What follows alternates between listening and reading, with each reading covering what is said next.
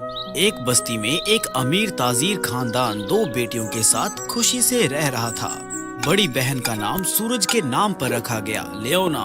खूबसूरत होने के बावजूद दरअसल वह जज्बाती और लालची थी। छोटी बहन का नाम चांद के नाम पर डियाना रखा गया। अलबत्ता वो अपनी बहन की तरह खूबसूरत नहीं थी। उसके बावजूद वो बहुत सुकून, मेहनती, ईमानदार और पाक दामन थी।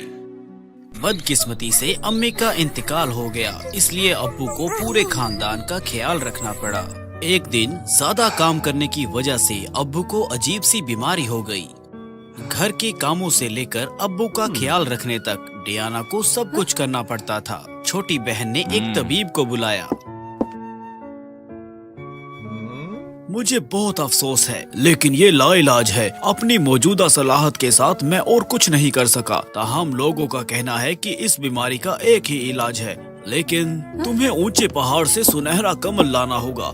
वहाँ तक पहुँचने का रास्ता काफी मुश्किल और खराब है। आपको एक पुल उबार करना होगा, जंगली जानवरों से भरे जंगल से गुजरना होगा, और एक चट्टान के ऊपर एक मंदिर है।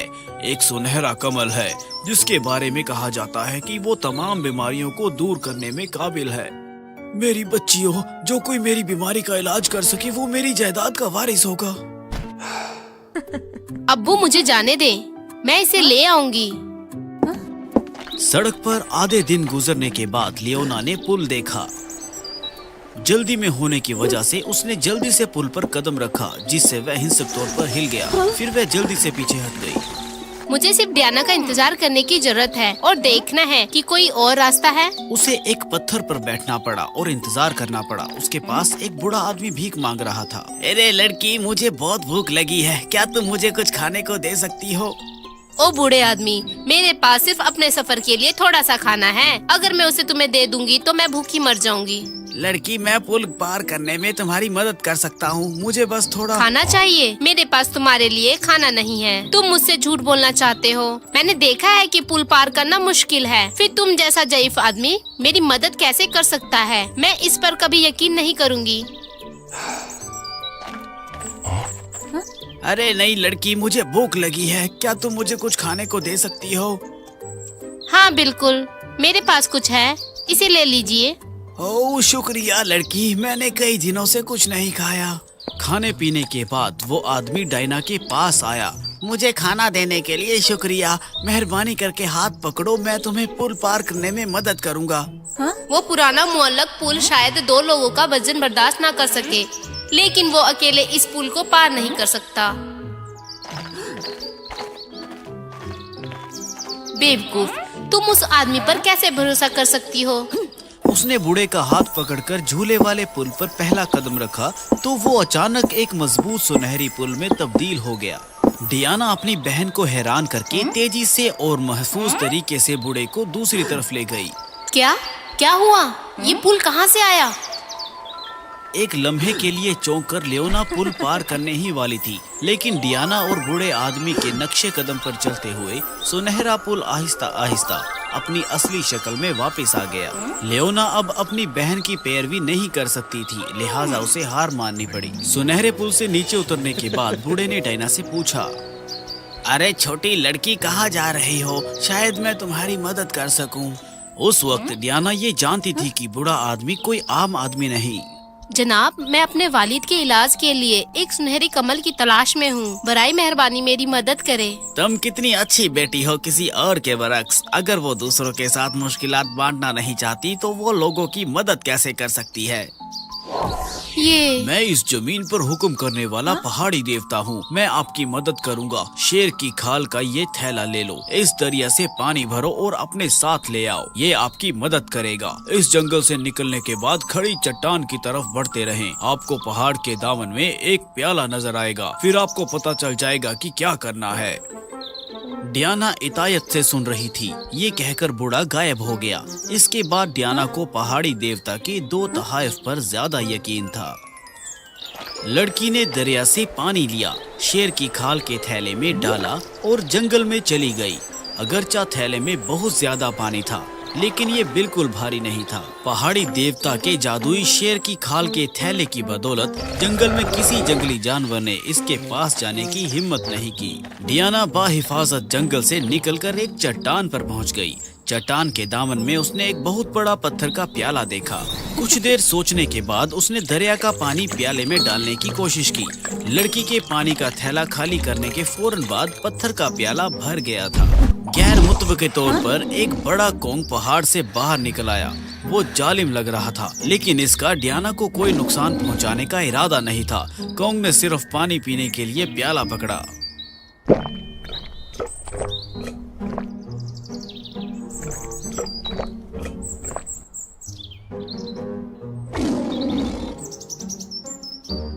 पीने के बाद उसने लड़की को अपने कंधे पर बिठाया और फिर पलक झपकते ही उसे पहाड़ की चोटी पर ले आया। पहाड़ की चोटी पर पहुंचकर उसने एक कदीम मंदिर को देखा जिसमें पत्थरों के पेचीदा नुकुश थे। वो सहन में दाखिल हुई और एक खूबसूरत और खुशबूदार कमल का तालाब देखा। तालाब के बीचों बीच एक सुनहरा चमकता हुआ कमल था। फिर उसके पीछे पहाड़ी देवता नमूदार हुआ। अरे लड़की, इस सुनहरी कमल का अपना एक जहन है। अगर आप इसे हासिल करना चाहती हैं तो आपको इजाजत लेनी होगी। जब तक आप कमल को छू सकती हैं, ये आपके वकार को पहचानेगा। मुझे कोशिश करने दे। डियाना ने अपने जूते उतारे और अपने पांव कीचड़ वाले पानी में डुबोने की कोशिश की। ताहम ये इतना ठंडा था कि उसने अपने पैर वापस ले लिए। ये मेरी तवक्को से कहीं ज्यादा ठंडा है। चलो, अब्बा के लिए मुझे वो कमल लेना है। डियाना ने झील में छलांग लगाने का फैसला किया। पानी में डूबने की वजह से जम जाने के बावजूद उसने हिम्मत नहीं हारी। सुनहरा कमल छोटी बच्ची के अजम से इत्तिफाक करता दिखाई दे रहा था। डियाना के करीब आते ही ये मजीद से रोशन और चमकदार हो गया।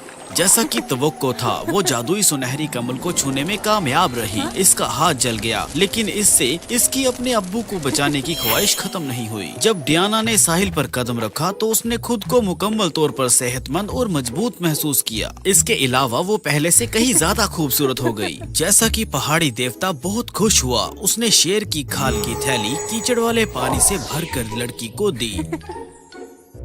इस पीले कमल को इस झील के गंदे पानी से ढकना चाहिए, वरना ना सिर्फ बीमारी ठीक होगी बल्कि हालात मजीद खराब हो जाएंगे। मैं इसे हिफाजत से रखूंगी, शुक्रिया। जब उसने सिर उठाया तो बूढ़ा आदमी पहले ही गायब हो चुका था। हैरत की बात तो ये है कि जैसे ही उसने अपना सिर फेरा तो मंजर ही बदल गया। वो पुल के सामने खड़ी थी। ये कितना चमत्कारी है। तब तक अंधेरा हो चुका था। डियाना अपनी बहन का इंतजार पुल के पास कर रही थी। अरे बहन, क्या तुम अभी भी यहाँ बैठे मेरा इंतजार कर रही हो? डियाना, क्या ये तुम हो? हाँ, ये मैं हूँ, सिर्फ मैं। जरा रुको, तुम इतनी खूबसूरत कैसे हो गई? ये इसलिए था कि मैं इस सुनहरे कमल को लेते हुए ठंडे कीचड़ में भीग गई थी। कीचड़? ओह, और गर्म और ठंडी चीजें? उसे भूल जाओ, मैं पहले से ही बहुत खूबसूरत हूँ। कमल कहाँ है? डियाना ने अपना बैग खोलकर वो कमल दिखाया जिससे लियोना अपनी नजरें नहीं हटा सकी। अब देर हो गई है, तुम थक चुकी होगी। हमें आराम करना चाहिए और कल जल्दी से यहाँ से रवाना होना चाहिए ताकि इसे वालिद के पास लाया जा सके। डियाना आधी रात को बेदार हुई। उसे अपनी बहन कहीं नजर नहीं आई। डियाना ने अपने बैग की तलाशी की, कमल कहीं नहीं दिखाई दिया।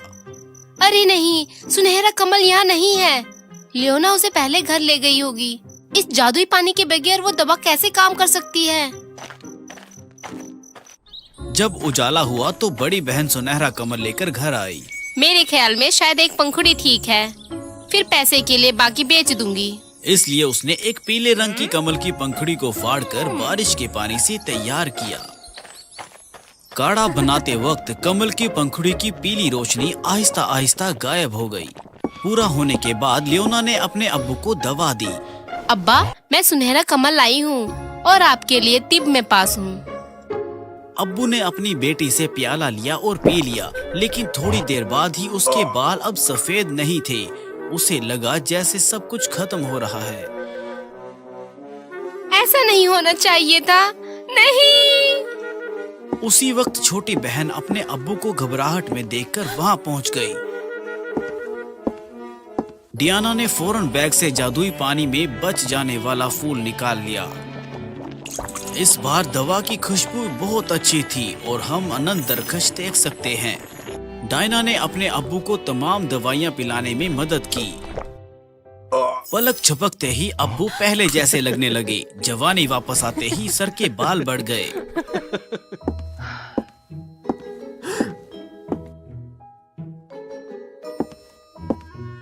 लियोना, क्या तुमने अपनी गलती का एहसास किया है? लालची धोखा, तुम मेरे जानशीन होने के लायक नहीं हो। डायना, मुझे मौत से बचाने के लिए शुक्रिया। जैसे कि तुम ईमानदार, बहादुर और मेहरबान हो। अब से तुम मेरे खानदानी कारोबार को संभालोगी। अब्बा, मैं सब कुछ आपके लिए करती हूँ, पैसे के लिए नहीं। मैं जानता हूँ, इसलिए तुम इसके मुस्तहिक हो। अपनी शख्सियत से तुम अपनी बहन को मुश्किल हालात में जीने नहीं दोगी। मुझे अपने फैसले पर यकीन है। तब से लियोना ने खुद को तब्दील करने की कोशिश की और उसे मालूम हुआ कि उसकी बहन को जो कुछ भी मिला है वो उसकी खूबियों से मिला है।